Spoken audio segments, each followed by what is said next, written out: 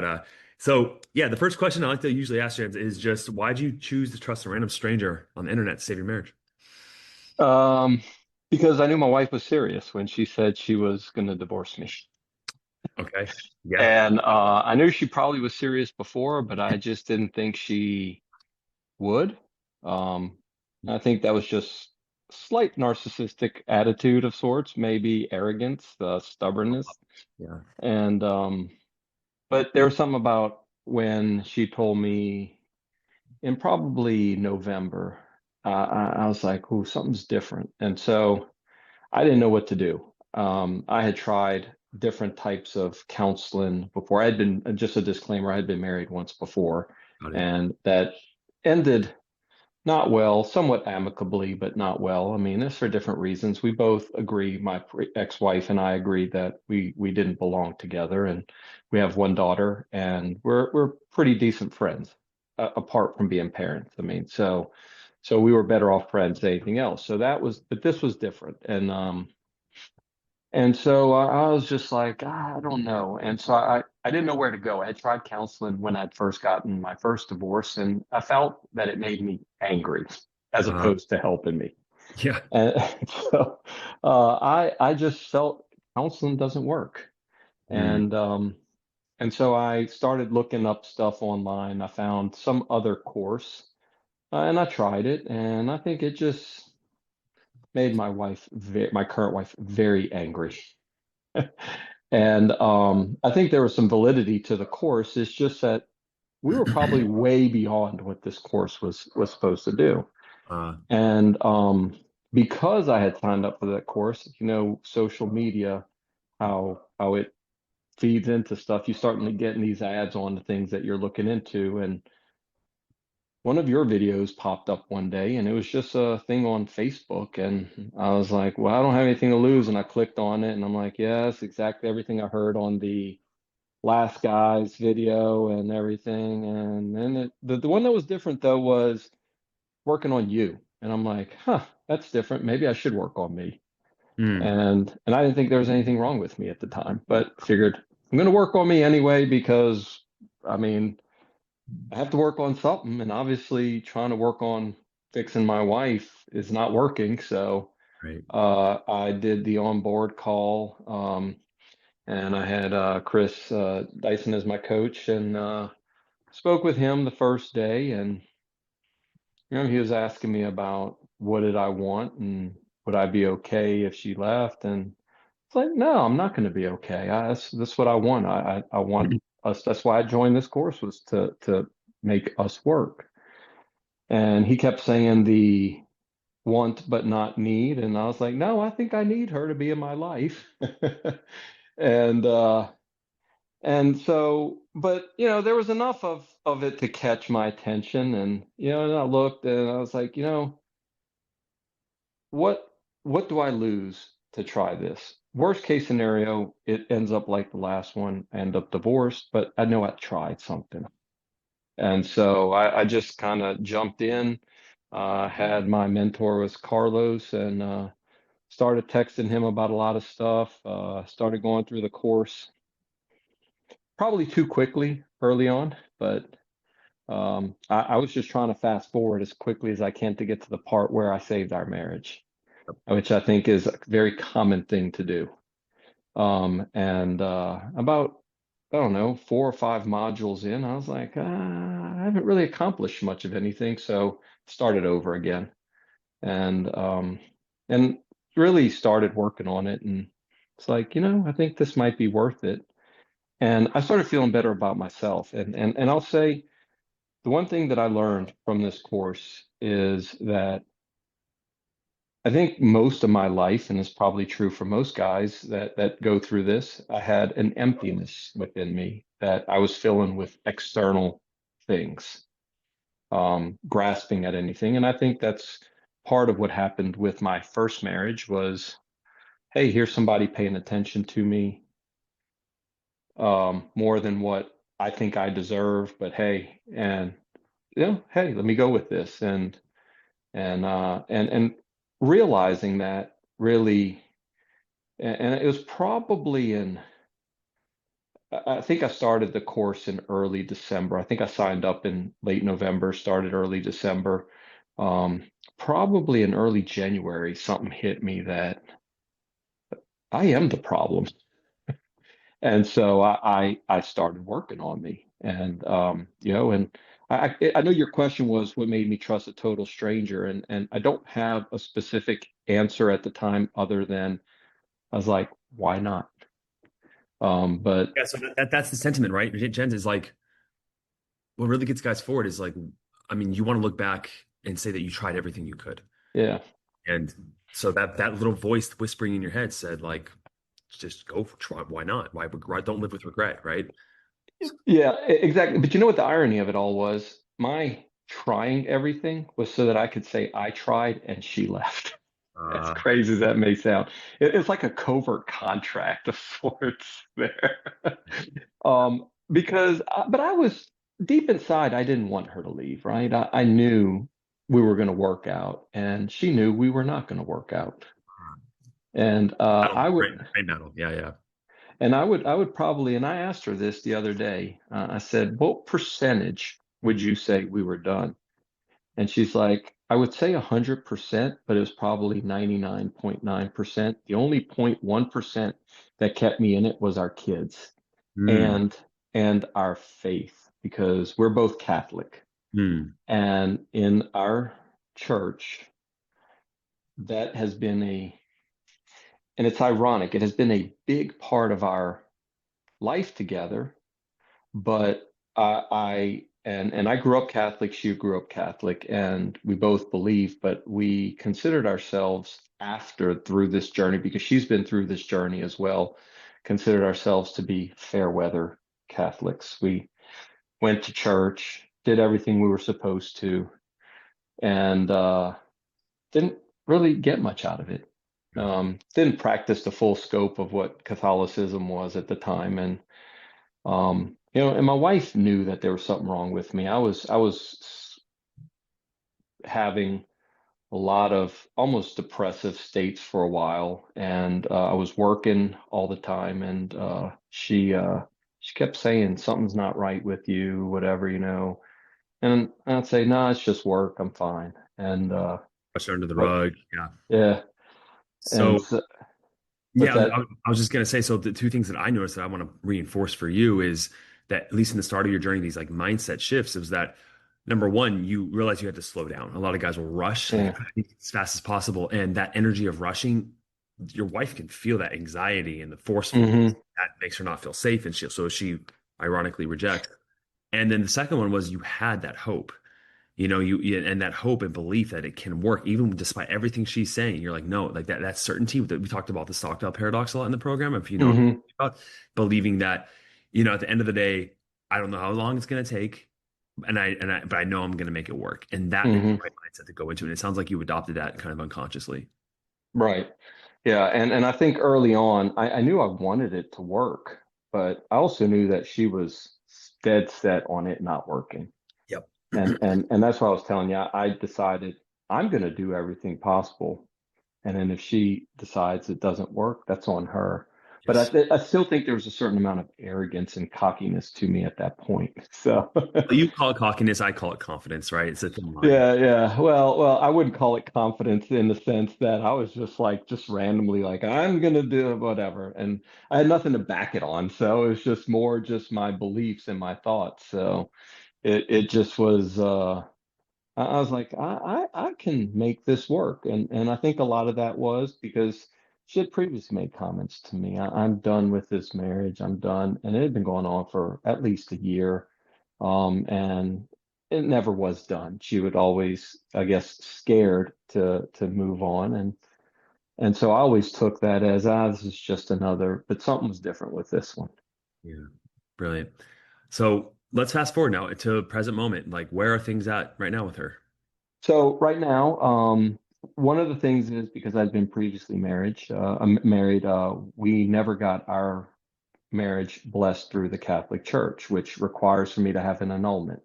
It's one of those things that was never important to me. Once again, I was just a fair weather Catholic. I was like, whatever, who cares? Well, it was always important to her, but because she wanted to be with me, she just accepted that's how it was going to be. Right. At some point during this journey, I returned to the church and realized how absent I had been in my faith. And so one of the things that I did was, and she's like, I really don't care. This is going to be for whoever else you marry. But I went ahead and got all the paperwork done for the annulment. My ex-wife helped me with it. I mean, that's just what it was, and we got everything together, sent it all off, and it came through. Interestingly enough, on my current wife and I's wedding anniversary, which was May 3rd, I got the letter in the mail from the archdiocese, I mean, from the diocese telling me they were granting me the annulment. So I was like, well, this is a sign. But then we still weren't in a good, we were in a better, much better spot, a good spot, but there was still touch and go moments with that. And so that went through and she was struggling. And I'm going to give her credit because, and I made a comment in the forums the other day about this. We have this program as men to help people guide us through this. Our spouses don't. Mhm. They're on their own. And one of the things she had made a comment to me probably in late February that it wasn't fair that I had this program and she didn't. And so I reached out to Carlos and a few other people on the forum and I said, are there any people who can help the wives? And they said, yeah, there are some of the female counselors who will. And because my wife was of the same mentality at that point, this isn't going to work, but I want to say I did everything possible. She's like, sure, sign me up with somebody. And she got signed up with Stacy. Mm. And she had also gone to counseling, had come to the same conclusion that I did, that it just made her more angry leaving out of there than it did any good. And so she was very skeptical about meeting with Stacy, but because she saw the differences in me, she's like, what do I have to lose? And she started meeting with Stacy. And the first day she called me and she said, that was different. And I really like Stacy. And Stacy's Catholic. And so I feel that there was a connection and I feel that God put her in our lives because we talked about some of the things with religion and my moral dilemma that I'm having right now. And so I'm going to say that I know I worked hard and I'm not going to take away my credit in what I did to get us to this point or to me to this point. But my wife had to work very hard to get to this point. And we reached a point about a few weeks ago. We were about to go on a trip to the Dominican Republic with my brother. And she was, I noticed we were going in opposite directions, like really opposite directions. And I remember doing a call with Chris at the moment, and I said, I feel like today's the day I have to talk with her. And he said, but what outcome are you expecting? I said, well, one of two things is going to happen. Either we're going to go on the same path together, or this is it, we're done.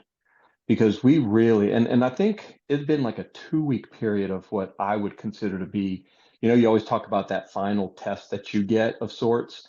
And that's what it felt like.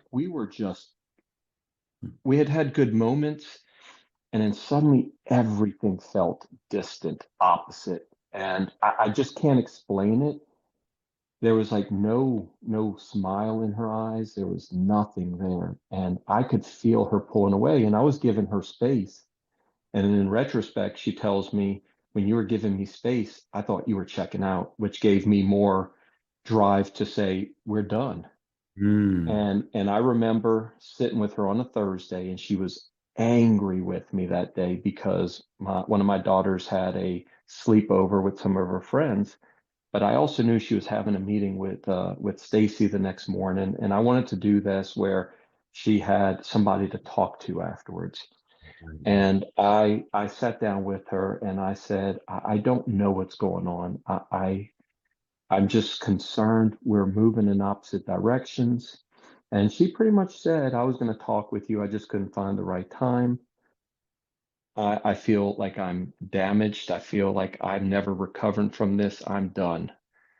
and and I had gone and spoken with our priest, and he had said, she's in spiritual desolation right now. She needs to get out of that. She's in this dark area. He goes, "Why are you trying to save the marriage?" And I said, "Because to me, she's worth it. We have all of our values are exactly the same on every level. And I cannot imagine ever finding someone who shares my values to the letter on everything." And so he said, "Then you have to step up and you have to guide her out of that."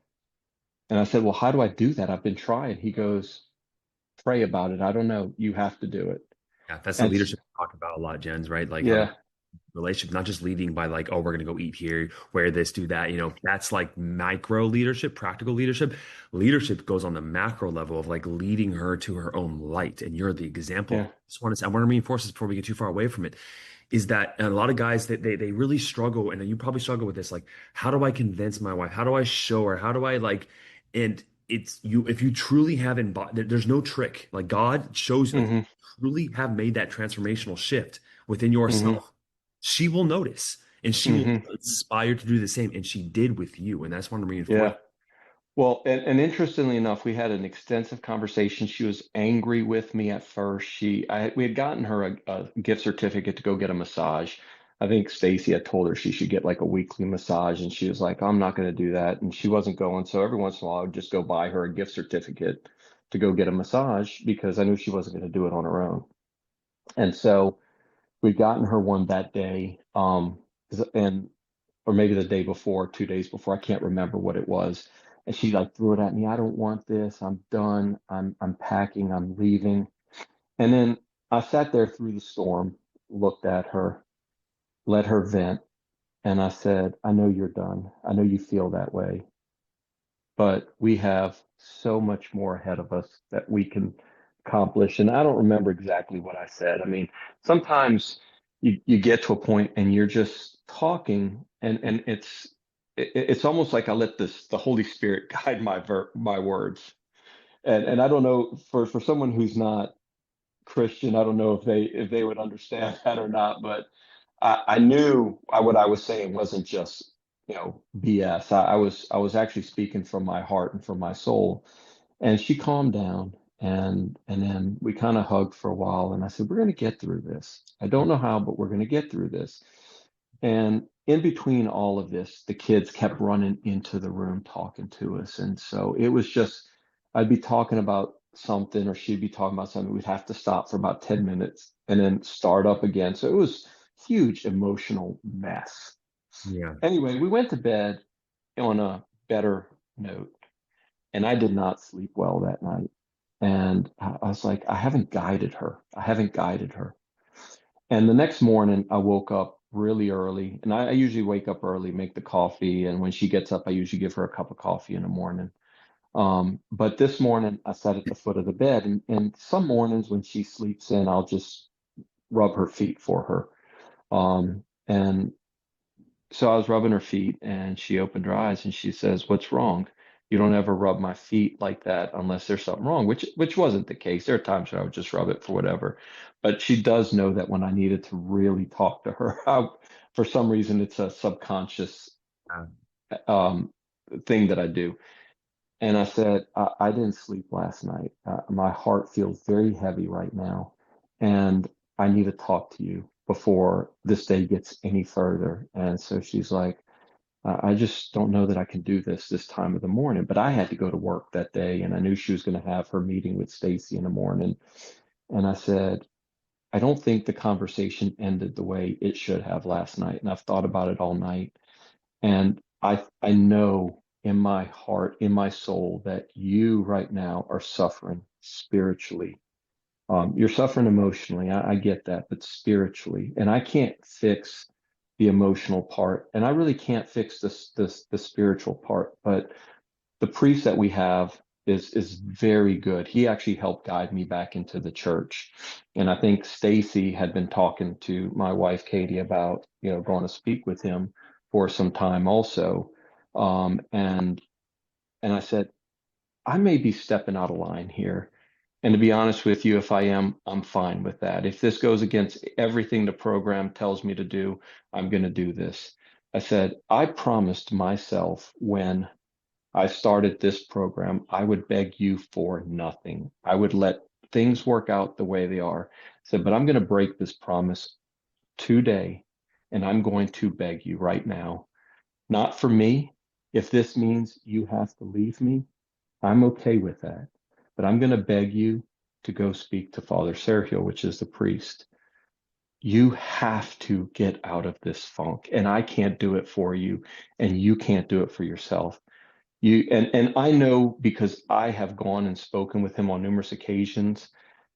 There's spiritual guidance that priests, pastors are supposed to give people. And I walked out of the last time when I had gone and spoke with them, I walked out of there thinking like, oh my gosh, I feel so much lighter. So I've lost all my burden that I have. Everything's gone. And so I said, I need you to do this. Please, I'm begging you, please go speak to him. And she kept saying, I don't know. My schedule's busy today. I was going to go to the gym. I was going to go work out. I've got my meeting with Stacy. I don't have time to do it. Well, I was going to go get donuts for the girls that were sleeping over. So I went to the donut place, picked up the donuts, and when I came back, she was kind of teary-eyed. And I'm like, oh crap, I probably really messed up. Or like, oh, she's probably going to say I'm done, is what I really thought. And she says, I just want to let you know, I made an appointment with Father Sergio. And I said, oh, and it caught me by surprise because that's not what I thought she would do. And she ended up having her meeting with Stacy. Stacy told her that she honestly thought that was the best thing to do. She went and met with Father Sergio, who, and a lot of my wife's issues were, as Catholics, we don't technically believe in divorce, but she had this family. She felt that she was responsible for potentially destroying our kids. And that was the only thing that was preventing her from signing papers. Mm. And so she had been struggling with it. And when she'd have her bad days, she'd go back to life would be so much better if I just wasn't living with me. And so she went and spoke with him. And I remember being at work, and it took a lot longer at work than what it should have. Um, and when I looked at my watch, I'm like, oh wow, I hope it went well because she should have probably called me. It was like 3 hours later than what she should have been there. Well, I was walking out to my truck and was about to get in my truck, and I get a phone call from her, and she's on the phone crying, and she tells me, "Thank you. I needed that push." And she goes, I cannot tell you how lighter I feel. She went and spoke to him for about an hour, and he told her, just go sit in a church afterwards. That was her, because she also went to confession. That was her penance. And she said she just sat in a church for about an hour and a half and just sat there thinking about how suddenly all of her issues were done. And so she was just grateful. And we talked about it again that night. We talked about it Saturday. Sunday morning, we were supposed to go get, we were going to go to church. And she got up early with me. And she said, I don't know how you feel about this. I don't know what you think needs to happen, but I'm ready for us because once I had my annulment, we can get our vows blessed. She goes, I'm ready to get our vows blessed. And I said, well, I've been ready for since the annulment. I mean, so I'm all good for that if you truly want to do this. And she goes, no, I really want to do this. And I said, because I don't want to do something where you feel like you're being pressured into it. I don't want to do something where you're iffy on the fence. And she goes, no, I really am in a place now where this is what I truly want. I want to spend the rest of my life with you, and we need to make this, we're going to make this work. And we both agreed we have a lot of work ahead of us.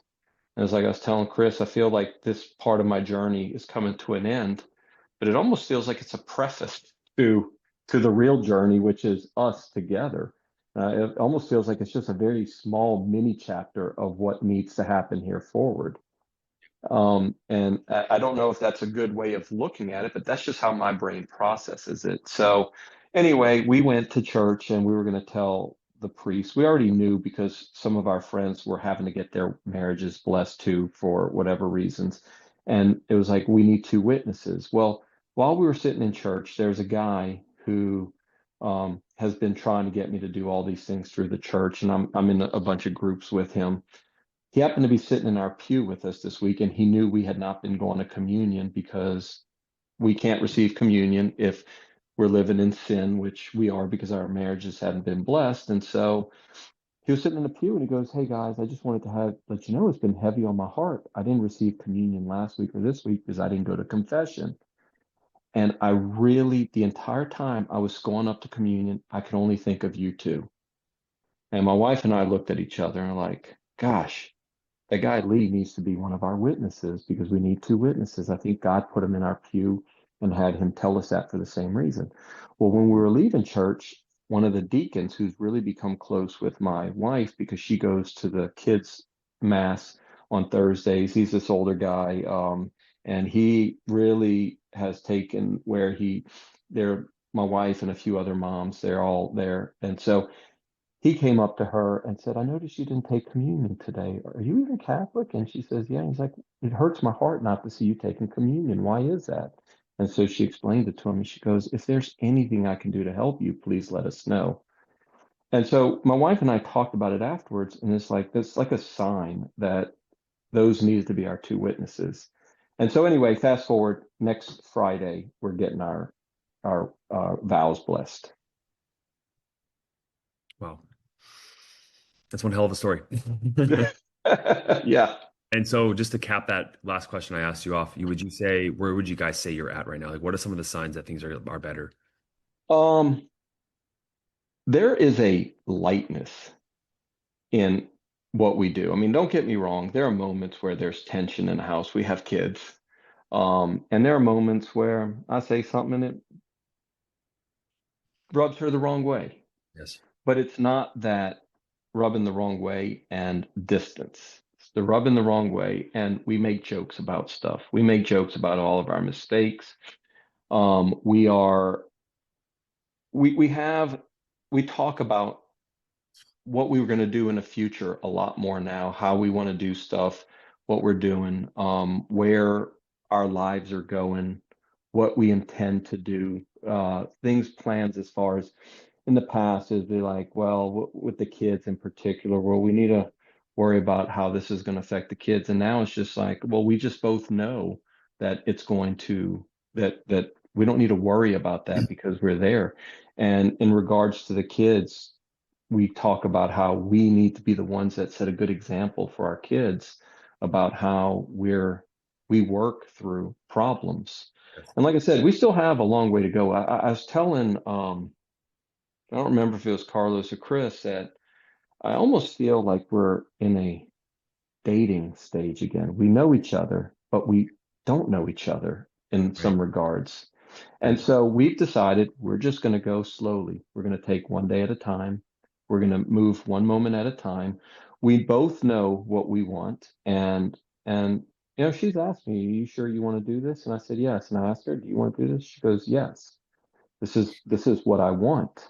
And so we both know what we're moving forward. And there have been a few times, don't get me wrong, as I went through and I realized what I was losing of sorts, I do want the process to speed up, and I have to remind myself to slow down. And every once in a while, she's like, "You need to slow down. Mhm. We need to do this the right way." Yeah. So there's a couple things you said I want to address, which the first one is that moment of baking and how we say not to bake. And you're absolutely right. But I want to say that it was coming from a different place. So a lot of guys, when I talk about baking in the program, a lot of times men say these things in order to really get her to come back to them, right? It's coming from a selfish place. Like, do Hmm. this, see this perspective, see it this way, look at the kids and memory, all this so you come back to me. And she feels that selfish need. And that's what she rejects. That's the place of begging we talk about, where when you begged her to go see the priest, it was coming from a place of pure, I want you to work through what you are doing. It was coming from a place of giving, not Hmm. receiving. You see the difference there, and that's why that Yeah. egg, it was more of a request for her, and it was just for her benefit, and she felt that, which is why she was more able to comply to that request because she felt the sincerity of where you were coming from. So I Hmm. wanted to point out that distinction because that was beautiful. And the second thing that I'm really getting from you, just from the way your mindset is, the way you're embodying yourself is a complete just wanting to protect her and wanting what's best for her. And this is the biggest, I think, concept that I don't talk about a lot, Jens, is Hmm. a lot of times it's like guys will search for the right words to say to their wife. Hmm. And I can give words, I can say things this way, don't use this tone, and it's all helpful. But at the end of the day, it's not the words you're saying, but who is saying it and where Hmm. it's coming from. And I can tell where you're at in your mental and in your spiritual, where you are emotionally. You're in a place of like, I want what's best for her and I want to protect her. And I know with certainty we are best together because of our values. And you're sticking to Right. those four things. And that certainty mixed with wanting what's best for her, that helps you embody this man that makes her feel safe. And that Hmm. safety is almost like a jump starting point where she can look within herself and say, okay, where do I want to, where do I want to go? Because if she's in her hypervigilance, she'll like, I just want space from you. I just need to figure this out. And you'll see a lot of wives do that. But because you're holding that space and letting her feel safe enough, now she's able to really make a decision that is kind of like best for her in that moment. Does that make sense? Yeah. Yeah. And I do believe that. And I honestly feel that at this stage of our relationship, I'm good with whatever she decided was best for her. Beautiful. And that's the letting go we talk about, isn't it? Yeah. And it's interesting because I know what I want and I know what she wants. But the dual mindset was really pushing her hard through a lot of this. And there were moments where I was wondering which side, which wolf, your little story about the wolves, which wolf was going to win on her end. I mean, I knew where I needed to be. And when I talked with her that Friday morning, I said, if this results in you needing to leave, I can accept that. And that was, I think, the thing that really caught her was me saying, like you said, I wasn't doing this for me, and I really wasn't. I mean, it was because my soul hurt for her, and so I needed for me too for her to get better. So I'm not going to say it in some regards it wasn't, but it wasn't for a selfish me. I don't think. I mean, I don't think either. I can definitely tell. I think it's that like I said before, it's like you can't fake it. These Yeah, some guys they'll say like, okay, let go. Okay, yeah, I don't need her. Or the forgiveness aspect, right? It's like, okay, yeah. yeah, I've forgiven her. Check mark. It's like, no, it doesn't sound like it. You know what I mean? And so really it's really something you can't fake. You have to truly learn that lesson. And once you do, you are rewarded with the fruits of that labor, so to speak. Hmm. Yeah, and The time we have, James, I do want to ask you this question because we don't have much yeah, time. What was, you would say, the most powerful lesson, or the first lesson that comes to your mind is the most powerful lesson you learned that helped with the progress that you've had in the program? forgiveness. Oh, so I just touched on it. Tell me more. Yeah, because you brought it up, and I struggled with because when all this started, I was angry with her, angry, like how dare you want to divorce me? Yep, yep, yep, yep. And that's the male mindset, and then you kind of go through the stages of grieving. I mean, it's like a death, and you go through them all, and in the end, I realized that I was making no progress until I truly forgave. And I'm going to say, I give this course credit. I give God credit, though, because He put this course on my Facebook algorithm. Um, but I remember going to speak to the priest multiple times about forgiveness. And I've listened to the modules on forgiveness, and I'd say, yeah, I forgive her. And I'd find out hold resentment. And I'm like, but I've forgiven her. I mean, clearly I've forgiven her. And one day, and I don't know what it was, it just hit me like a ton of bricks. And I realized that no matter what she did, I was already forgiving her. Hmm. So I felt like I was already forgiven her for the future, if that makes sense.